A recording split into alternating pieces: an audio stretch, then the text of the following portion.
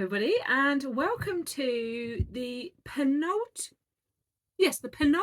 part of my wardrobe me made May, making sure I have a wardrobe that works for me series. This one is answering the question of, does my wardrobe have the percentage in it that I need? So if you haven't watched the previous episode, which I'll pop up here, you'll want to have a look at that, because that goes through how I worked out the categories and what I need. And now this is going, have I got what I need? And then the final one next time will be planning. Who doesn't love a bit of getting the fabric out, getting the patterns out and planning? So if we think back to last episode, the categories were going out, staying at home,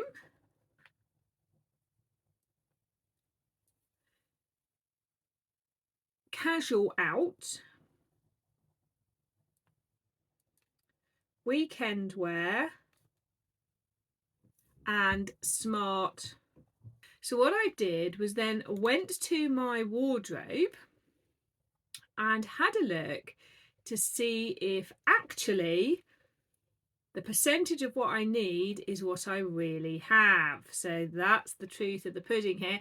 It did involve that unpleasant experience of having to get out of my wardrobe all of the things that I really didn't want to have to get out. So into my wardrobe I went, and I got all of my trousers out and resorted them. I got out all of my tops, jumpers. I sorted all of the dresses in the wardrobe because I took all the skirts and the tops out and reordered them. It was a project. The rail was out. So what I did was I even took like my blouses and I went, which of these would I wear for work and which of these would I wear for casual? So I took it to that extreme. And the reason I took it to that extreme is because I really felt that otherwise, as the lovely Laura calls them, I would have space hogs in my wardrobe. Now, she had space hogs in her stash. I do not want space hogs in my wardrobe. And so I realised that actually I've got 3/5 smart flat blouses versus 2/5 casual, and only one for at home.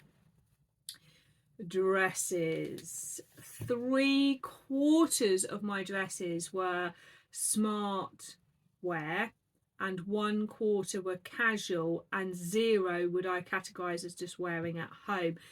Now, if we think about the fact that, I'm going to put the stats back up, I said that wear at home was a huge percentage of my wearing week, then that's no good, because already more of my wardrobe is smart than anything else. So I went, if I remember rightly, I did staying at home as 4/7, casual out and weekend out was 2/7, and smart was 1/7, and going out was less than 1/7. So I need only 14% at the most of my wardrobe to be smart.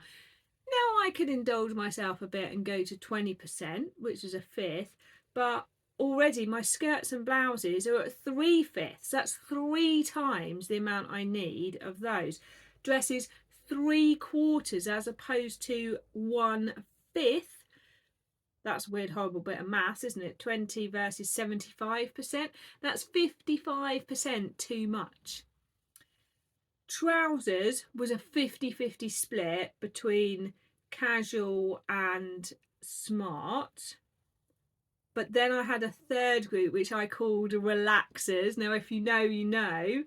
So actually, if you look at my lower half trouser jogger wear, I am on a third split. So third smart, third casual, third at home. Well, that needs to adjust more, because it should be more at home, more casual and less smart. And then I looked at jersey dresses because I love a jersey dress. 2/10 of my jersey dresses were smart, 8/10 casual, so that's a better proportion, and 3/10 home. I know that doesn't add up, but don't worry. So that one was probably in a better proportion than the others. So why do that? Why get out, hang everything out? Because what have immediately realised is how much of my wardrobe storage is being for things that I don't wear as often. And actually, what I wear the most, which is the at home and casual wear, is all crammed in one tiny space. So already I've started to rearrange because they need to be easy accessible, nicely stored, because I'm going to reach for them more than anything else. And they've been jammed into the bottom because they don't need folding in the same way. And that jamming in means I can't enjoy picking from them, hence why I end up in my dressing gown and my pyjamas and the same thing over and over again. So what to do with that? Well, first of all, what I've done is realise that things that I am storing in my wardrobe, such as the out dresses, need to go elsewhere, because when I want them I can go to that place and find them, because out is less than 14% of my wardrobe, so it shouldn't be taking up really any of my day-to-day. Trousers, when I put them back, I completely resorted them and put them back by casual, smart, and my relaxers. So that's made it easier to pick, and I put them back in 3 separate folded piles. I completely cleared out anything from drawers that was going out because that's taking up space in drawers, and I've actually ended up with half a drawer that's now empty, so that I can reorganize how I put in my joggers and my jumpers, so that I can get to those easily. The challenge now is I don't want to sew more relaxers to get to the right fraction. I think I need to bring down the smart skirt blouses dress combo, and then there'll be room to bring in some others. Definitely dresses, not having enough casual and at home dresses. Shorts, I didn't even list them because I had 1 pair. Well, that's no good in the summer. What am I going to wear if we get it on the warm sunny days in the casual and the at home?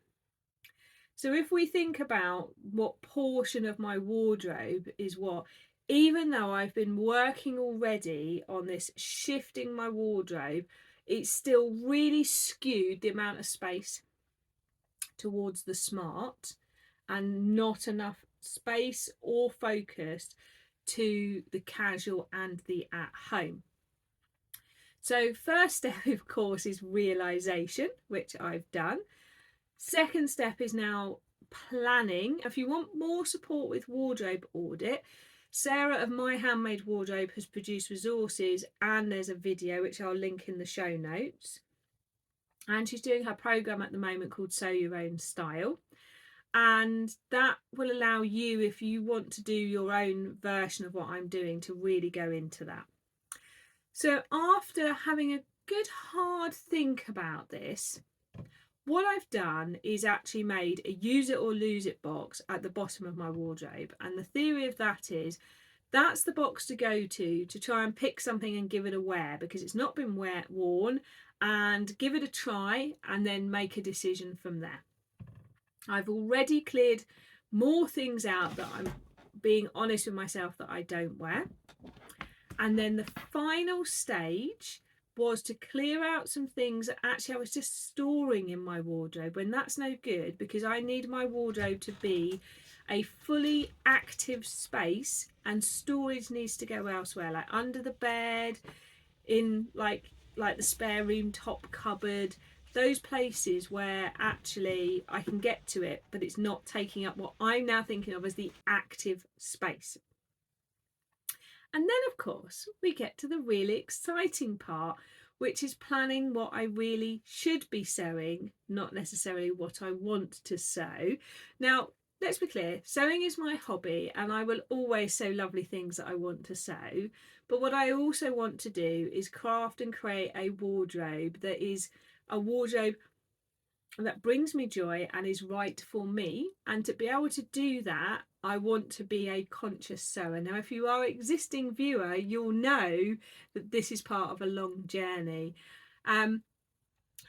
If you're new, there is a whole series of vlogs which I'll put in a playlist and link below, which is all about this journey of wanting to be a conscious sewer.